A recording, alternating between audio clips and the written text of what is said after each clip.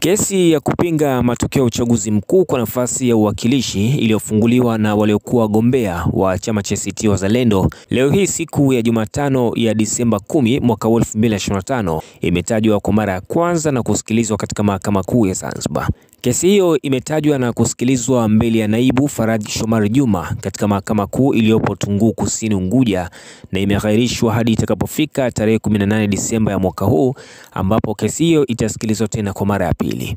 Kwa upande wa wakili wa walalamikaji unaongozwa na wakili Omar Said Shaban, aliomba mahakama itoe hati ya majibu kwa upande wa serikali ili walalamikaji waweze kuyapitia kabla ya hatua zaidi ya kusikilizwa kesi hiyo. Na kwa upande wa jopo la mawakili wa serikali likiongozwa na Mbaruk Suleiman Othman kutoka ofisi ya mwanasheria mkuu lilikubali kutoa majibu hayo, lakini kwa angalizo.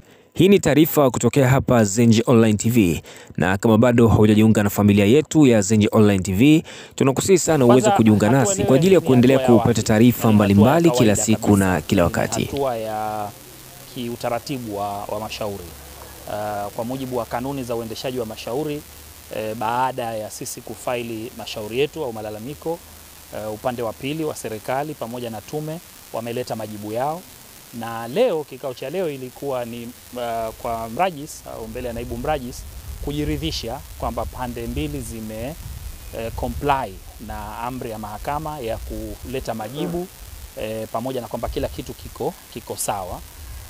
Ingelikuwa kila kitu kimekamilika, maana yake hatua inayofuata ni kwenda kupangiwa jaji, kwa maana mafaili haya kurudi kwa jaji mkuu ili ayapangie majaji. Lakini kwa sababu majibu ya serikali na tume tumeyapata leo, tumeomba tupewe muda kwa ajili ya kuyasoma ili tujiridhishe kama kuna haja ya kufaili majibu ya majibu, wanaita rejoinder.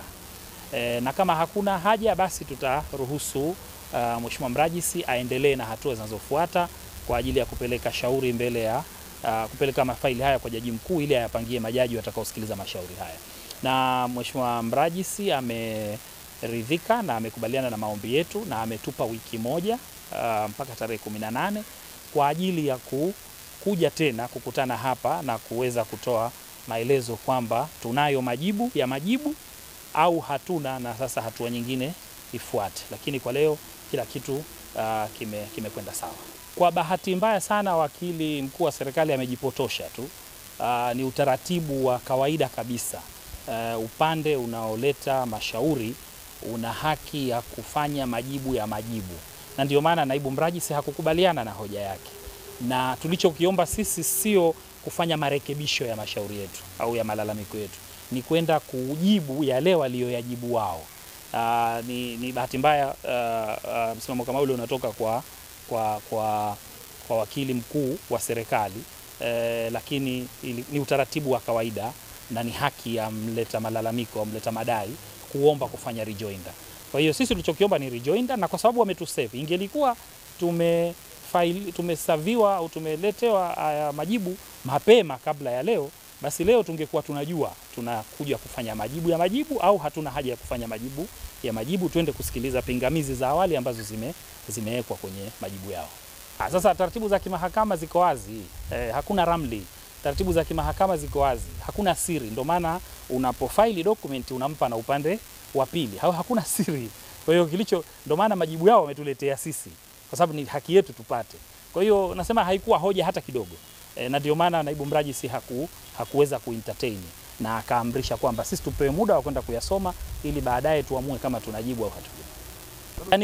Ni kweli tumefaili chama cha ACT Wazalendo, hasa wagombea wa nafasi za ubunge wamefaili mashauri kama haya kwenye mahakama hii kwa majimbo ya Unguja na Mahakama Kuu masjala ya Chake Chake kwa upande wa Pemba, na tayari zimeshapangiwa tarehe na kwa ajili ya kuja kuapia kwa mara ya kwanza, na tukitarajia kwamba tutapata majibu